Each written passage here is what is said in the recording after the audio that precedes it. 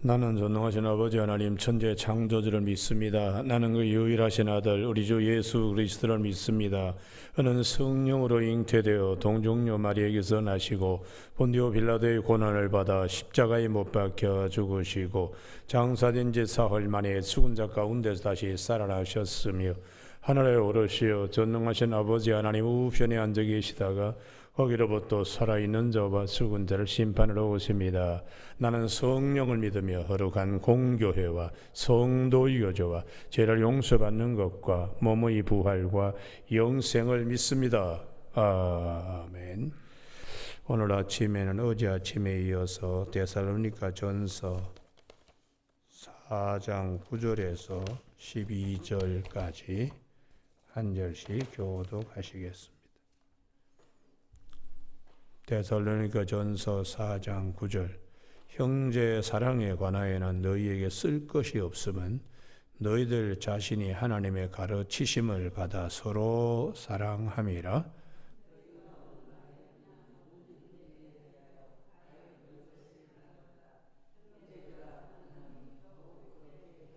또 너희에게 명한 것 같이 조용히 자기 일을 하고 너희 손으로 일하기를 힘쓰라 같이 읽습니다.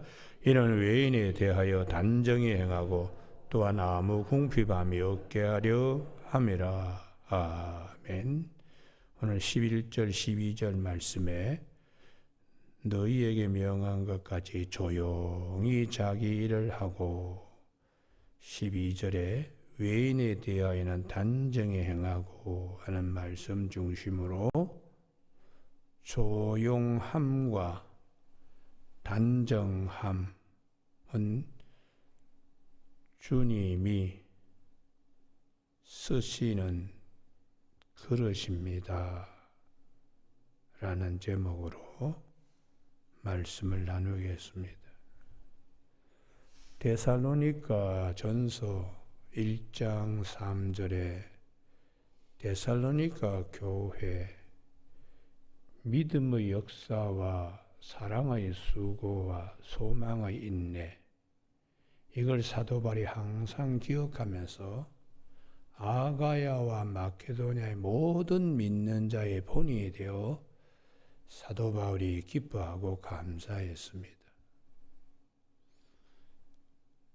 요한복음 13장 34절에 새 계명, 너희에게 새 계명을 주느니 내가 너희를 사랑한 것 같이 서로 사랑하라. 사랑의 수고에 대해서는 데살로니가 교회에 서로 형제들끼리 사랑하니까 그거는 더 이상 언급할 거가 없지만은 특별히 사도 바울이 두 가지를 부탁하고 있습니다. 하나는 조용함과 또 하나는 단정함. 왜 이것을 강조하고 있는가 하면 헬라 사회는 하여튼 격정적이었습니다. 하여튼 모여가지고 거기에 도시에서 무슨 일이 있으면 사람들이 모여가지고 성토도 하고 또 결정할 때에 그 조개 껍데기 가지고 파편을 던져가지고 투표하듯이 그렇게 이제 하는 또 그냥 이 말들이 많았습니다. 그냥 시끌벅적한 거죠. 그런 헬라 사회에 사도 바울이 저 유대인의 전통적으로 내려오는 하나님 그리고 하나님의 백성 그런 부분에 옛사람을 벗어버리고 새사람을 입는 데에 오늘 데살로니가 교회만이 아니고 고린도 교회에도 고린도전서 14장 33절에 보면은 예언을 받았을 때도 이 사람도 얘기하고 저 사람도 얘기하고 왁자지껄 하지 말고 순서를 따라서 질서 있게 해야 되지 않느냐 해서 고린도전서 14장 33절에 하나님은 무질서의 하나님이 아니시고 화평의 하나님이시다. 좀 은밀하고 좀 정숙함 이런 것들이 아무리 성령을 받고 방언을 하더라도 돛대기 시장과 같이 그렇게 교회 분위기가 되어서는 안 될 것을 말씀하고 있습니다. 그래서 사도 바울은 오늘 데살로니가 교우들에게도 특별히 조용함을 굉장히 강조하고 있어요. 11절. 또 너희에게 명한 것 같이 조용히 자기 일을 하고. 우리가 이 조용함 하는 것은 내적 질서가 있는 사람들에게서 나오는 안에 속에 뭔가 채워져 있기 때문에 겉으로 뭐 요란 시끌벅적 그렇게 하지 않게 되는 것입니다. 출애굽기 19장에서 하나님이 모세를 부르실 때에 애굽에서 나온 지 석 달 되었거든요. 그때에 부르실 때에 모세를 산 위에 올라오게 했습니다. 은밀한 중에 계시는 하나님을 조용히 만날 수 있도록 이렇게 모세에게 너만 올라와라 이렇게 말씀하셨어요. 근데 모세가 이제 내려오는 것이 더딤을 보고 이스라엘 백성들이 출애굽기 32장에서 시끌벅적했습니다. 금송아지를 만들어 놓고 이것이 너희를 애굽에서 인도한 신이라고 춤추고 뛰놀았다. 출애굽기 32장 6절에 백성이 앉아서 먹고 마시고 일어나서 뛰놀더라. 이거는 은밀한 중에 계시는 하나님, 그 은밀한 중에 계시는 하나님을 모시고 있는 백성들과 전혀 다른 애급적인 것입니다. 애급적인 거예요. 그래서 하나님께서 옛사람을 벗어버리고 새사람을 입어야 되는 이런 부분들을 모세는 은밀히 하나님이 만나시는데 이스라엘 백성들은 뭔가 그냥 화끈한 거, 뭐 그냥 고기도 그냥 화끈하게 먹고 파도 마늘도 화끈하게 먹고 정욕도 화끈하게 발산하는 이런 식의 체질을 이걸 개선을 시키지 못한 겁니다. 스스로가 이게 내적인 질서가 있는 사람들은 절제가 무엇인가, 인내가 무엇인가, 은밀히 계시는 하나님의 뜻이 무엇인가 이런 걸 살필 수 있는 영적 능력들이 있는데 확 쏟아버리는 거, 뭐 그걸 좋아하니까 스트레스는 풀지요. 뭔가 그냥 자기 중심의 신앙입니다. 자기 중심의. 우리가 하나님 중심의 신앙이 되려고 그러면 은밀성을 굉장히 강조하고 있습니다. 그래서 주님께서 마태복음 5장에 하나님은 사랑의 하나님이시다. 악인에게도 선인에게도 의로운 자에게도 그렇지 못한 자에게도 비를 햇빛을 다 주시는 원수를 사랑하라 이렇게 말씀하신 후에 6장에서 이런 하나님의 사랑을 받는 자들에 대하여 은밀성을 강조하고 있어요. 구제할 때에도 은밀하게, 기도할 때도 은밀하게, 금식할 때도 은밀하게, 구제할 때 오른손이 할 때에 나발 불지 마라. 이미 세상에서 자기 상 받는 꼴이야. 사람에게 보이려고 회당에서나 큰 길거리 입구에서 큰 소리로 기도하지 마라. 은밀한 중에 계시는 하나님께 다 들으시고 갚으시니까 너는 네 골방에 들어가 문을 닫고 은밀한 중에 계시는 하나님께 기도하라. 금식할 때에 나 금식합니다 하고 뭐 그냥 슬픈 기색을 하고 머리를 산발을 하고 뭐 그렇게 사람에게 보이려고 금식하지 말고 은밀한 중에 계시고 들으시고 갚으시는 하나님 앞에서 무슨 일이 있는지 없는지 그냥 내적인 부분에서 중요하니까 그렇게 금식도 그렇게 해라 이렇게 말씀하고 있습니다. 이러한 은밀성을 잘 이어간 인물이 욥입니다. 욥. 여러분 욥기 23장 10절은 우리가 다 알지요. 그러나 8절, 9절을 우리가 주목해야 돼요. 욥기 23장 8절, 9절.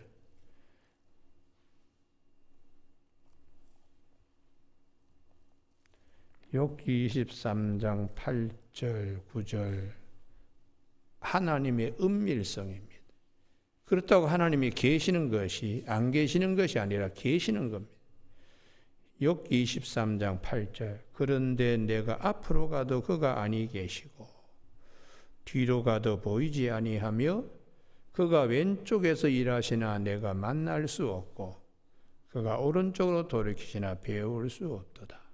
은밀한 중에 계시는 하나님이세요. 시끌벅적, 이건 가시적인 거예요.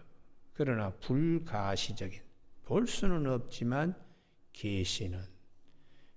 그러나 내가 가는 길을 그가 아시나니 그가 나를 단련하신 후에는 내가 정금같이 되어 나오리라. 할렐루야. 이 힘이 안으로 잡아당기는 힘이에요. 어려운 일 있으면 이 사람 저 사람 만나가지고 나발 불고 하소연하고 자식들 다 죽었다고 재산 다 그냥 날라갔다고 이렇게 그냥. 그런데 입술로도 범죄하지 아니했다 하는 것은 욥의 내공을 우리가 볼 수 있어요. 안에 깊은 영성의 세계예요. 이런 자에게 하나님은 참 사탄도 이 욥의 믿음을 무너지게 하지 못했습니다. 믿음을 빼앗지 못했습니다. 그래서 욥기는 시끌벅적한 게 아닙니다. 욥의 이 인내라는 것이 이게 시끌벅적한 금송아지 섬기는 곳에서는 나올 수가 없는 겁니다. 모세가 은밀히 계신 하나님을 만났을 때 나올 수 있는 힘인 것처럼, 그래서 신명기 27장 5절에서 하나님께 제단 쌓을 때 소리 내지 마라. 그냥 있는 그대로 자연 속으로 하고 쇠 연장을 대지 말라. 시끌벅적한 거 싫어합니다. 쇠 연장 대지 마라.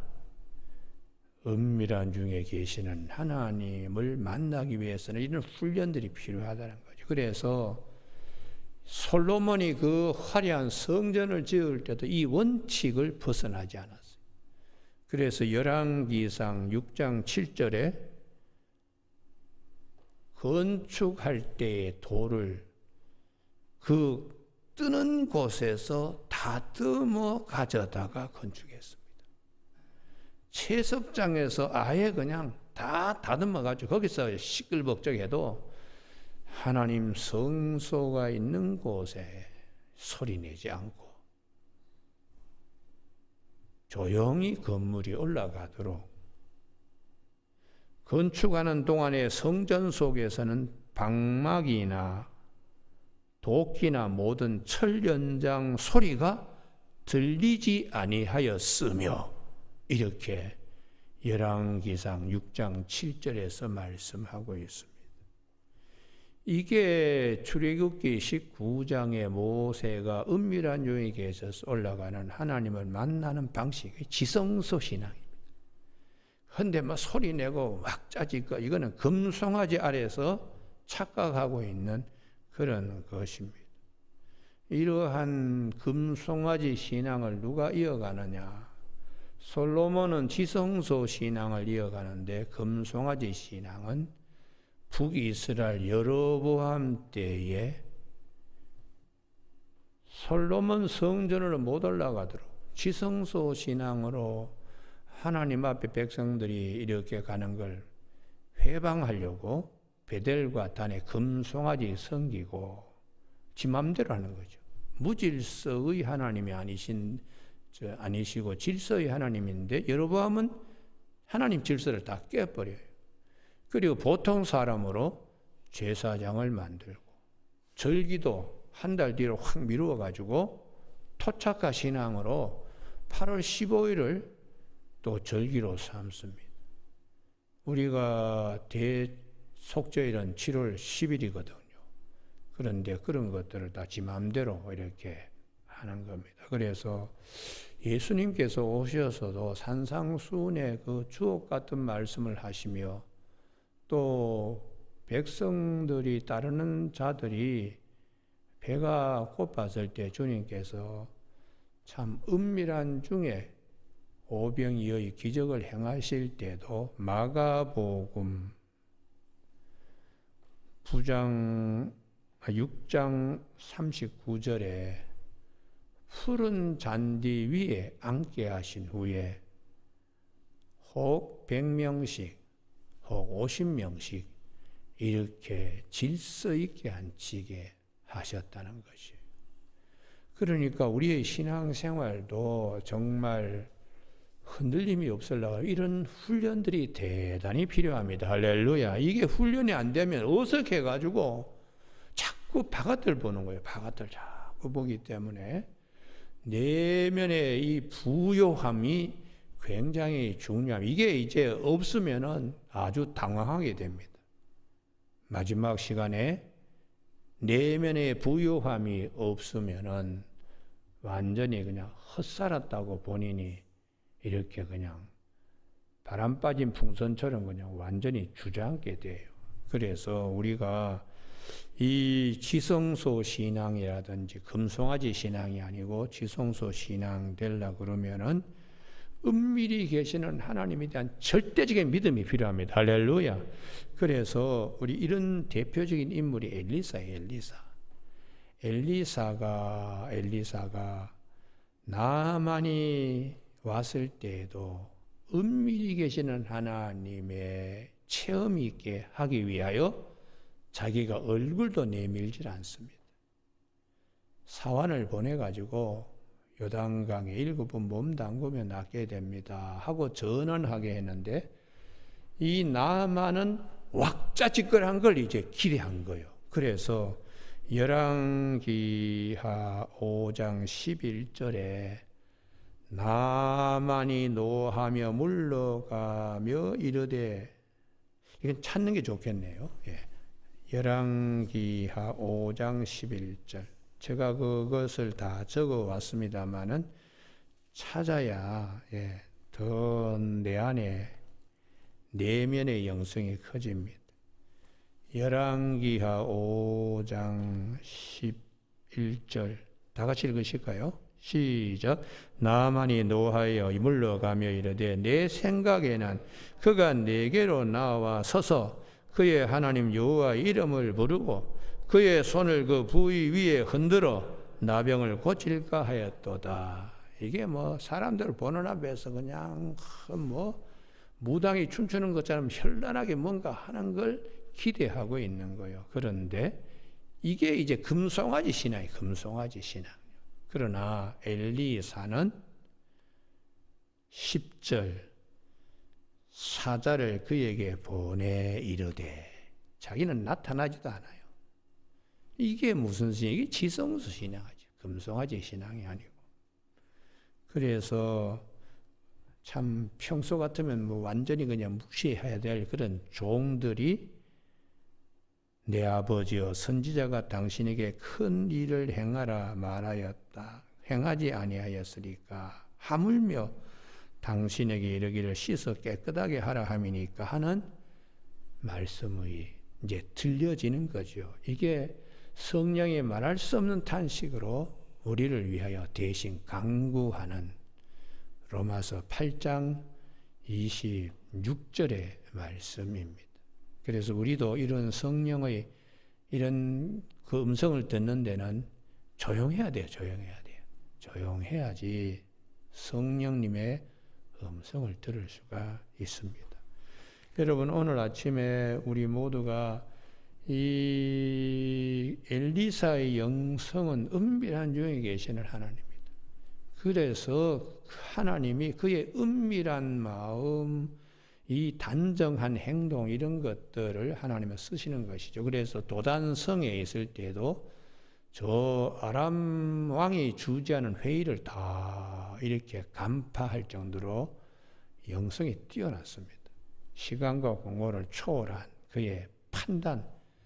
그래서 항상 그냥 이스라엘이 적이 들어오면 미리 가서 딱 대기하고 있도록 그렇게 한 거예요. 그래서 도단성에 있는 엘리사를 잡으러 왔을 때에 제일 놀란 사람이 게하시입니다. 게하시.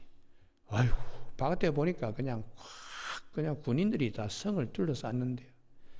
그러나 시내산 지성소의 영성을 가진 엘리사는 걱정하지 마라. 내가 다 지금 보고 있다. 저들과 함께한 군사들보다 우리와 함께한 군대가 훨씬 더 많다 하고 여호와께 기도하여 게하시 눈을 열도록 하나님께 기도했어요. 그때 하나님께서 게하시의 눈을 열어서 하늘에 불말과 불술의 군대를 보게 이렇게 한 겁니다.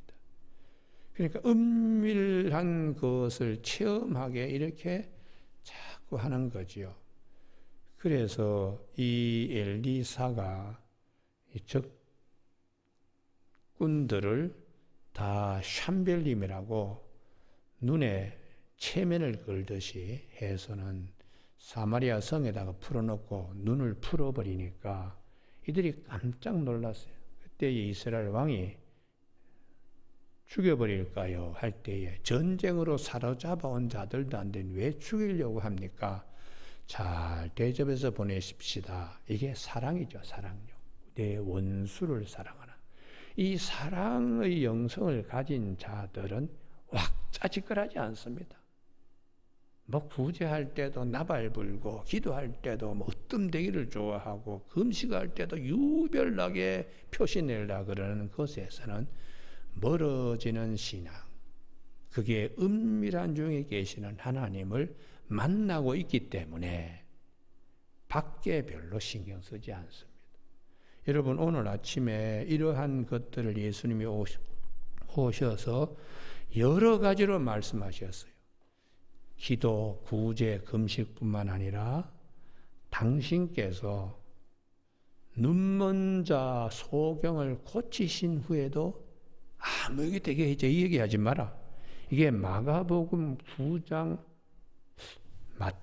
9장 30절이죠. 한번 찾아보죠. 예, 마태복음 9장 30절. 예. 마태복음 9장 30절. 왜 이걸 찾자 그러냐? 16장을 또한 찾아야 되기 때문에 찾자는 겁니다. 마태복음 9장 30절 다 같이 읽으실까요? 시작.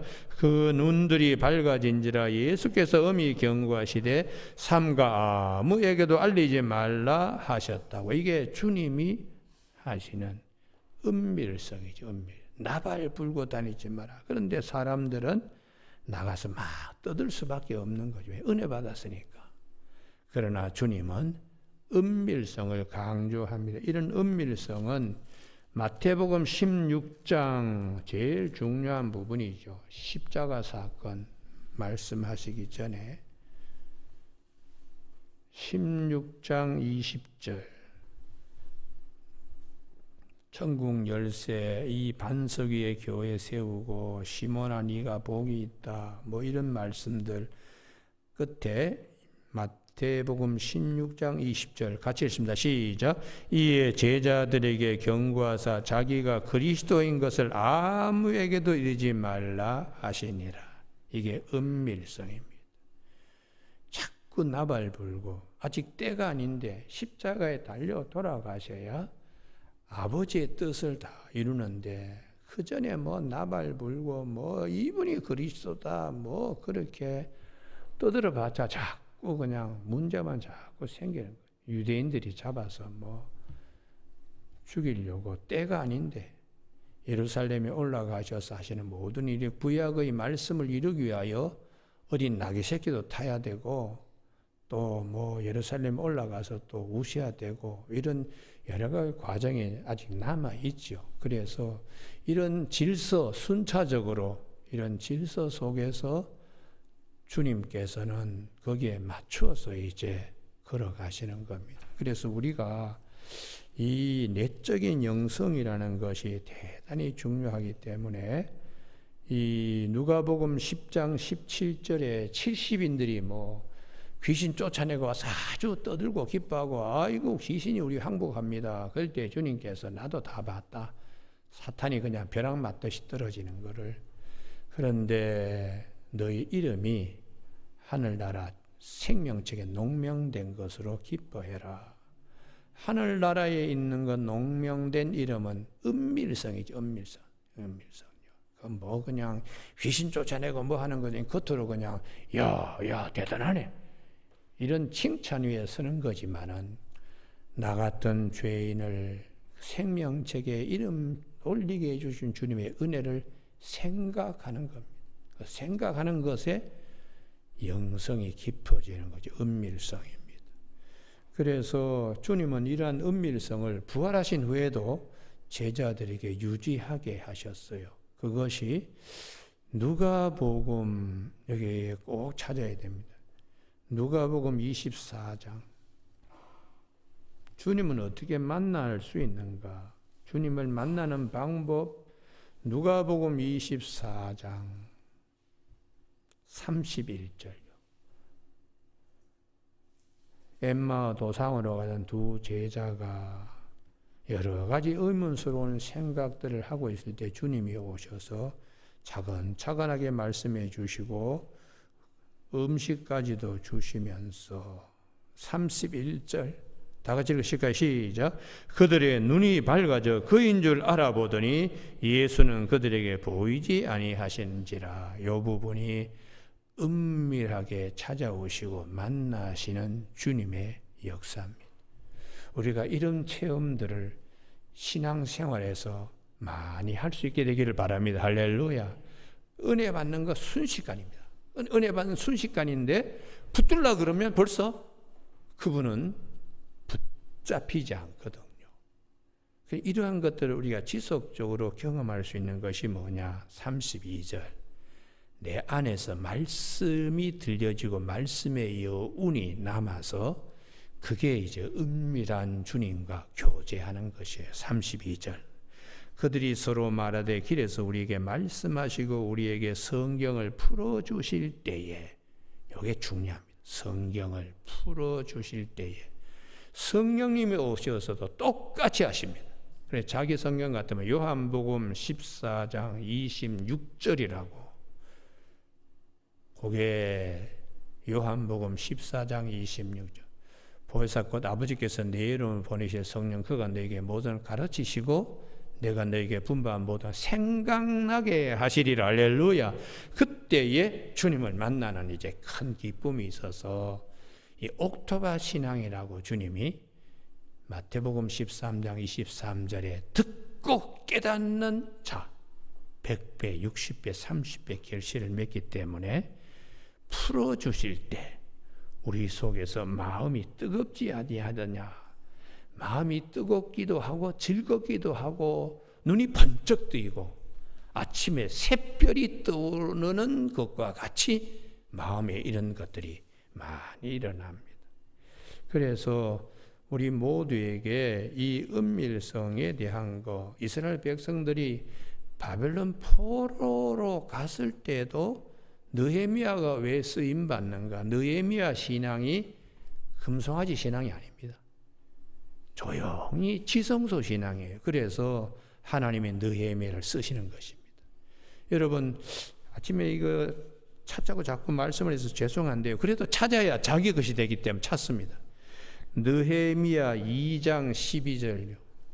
느헤미야 2장 12절. 구약성경 727면에 느헤미야 2장 몇 절이라고요? 12절. 동그라미를 쳐도요. 느헤미야가 총독으로 파송되었는데 뭐 환영 행사하고 취임식하고 일치하지 않습니다. 12절이 대단히 중요합니다. 느헤미야 영성입니다. 영성. 지성소 신앙입니다. 12절. 내 하나님께서 예루살렘 위에 무엇을 할 것인지 내 마음에 주신 것을 내가 아무에게도 말하지 아니하고. 이게 1번 첫 번째 느헤미야의 은밀하게 계시는 하나님의 은밀성을 나타내는 두 번째 밤에 일어나 몇 사람과 함께 나갈새 내가 탄 짐승 외에는 다른 짐승이 없다. 여기 아주 조용히 그냥 일을 처리하는 거지. 이게 느헤미야 영성입니다. 영성. 여러분 이렇게 할 때에 밖에 원수들은 그냥 상소문 올리고 못짓게 그냥 회방하고 만나자 그러고 뭐 산발렉과 도비야 이런 친구들이 막 해방하잖아요. 그렇지만은 내적인 힘을 가진 느헤미야는 절대로 흔들리질 않았어요. 그래서 52일 만에 성벽을 재건할 수 있게 하나님은 그를 쓰셨습니다. 여러분 내면의 영성이 큰 자들은 하나님이 어떻게 쓰시는가? 잘 흔들리지 않도록 그렇게 하나님이 그를 믿음의 세계의 코너스톤으로 주춧돌로 사용하시는 것입니다. 이러한 것들을 우리가 잘 기억하면서 사도 바울이 제발 조용히 하면서 자기 일만 해라.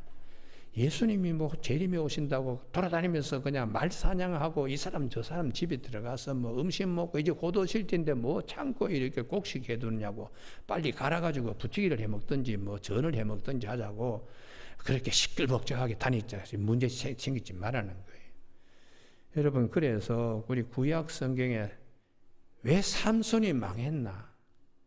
자기 힘 자랑하다가 망한 여우 300마리 잡아가지고 서로 꼬리 묶어가지고 횃불로 들에 확 풀어놓고 성문짝 뜯어가지고 자기가 뭐 그냥 등지고 그냥 올라가고 또 드릴라 앞에서는 뭐 활줄을 갖다가 뭐 엮어가지고 자기가 묶어보라고 또 뭐 밧줄로 한번 엮어보라고 뭐 내 머리카락을 거기 또 배틀실에 한번 엮어보라고 자기 힘 자랑하고 자꾸 바깥으로 그러다 결국은 절대로 뛰면 안 돼. 힘이 머리카락에서 나온다는 거, 그 입 벌리면 안 돼. 하나님의 은밀성을 삼손이 바꿔치게 한 겁니다.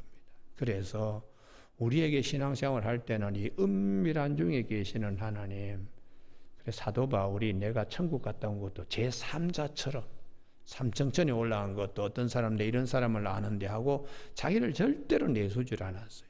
그래서 우리가 오늘도 사도 바울이 데살로니가 교회에 말씀하는 데살로니가 전서 4장 11절에 조용히 자기 일을 하고 그 다음에 12절에 외인에 대하여는 아직 예수를 믿지 않는 사람들에 대해서는 단정히 저분 안에는 하나님이 계시는구나 느낌을 받을 수 있도록 이게 배어 나와야 됩니다.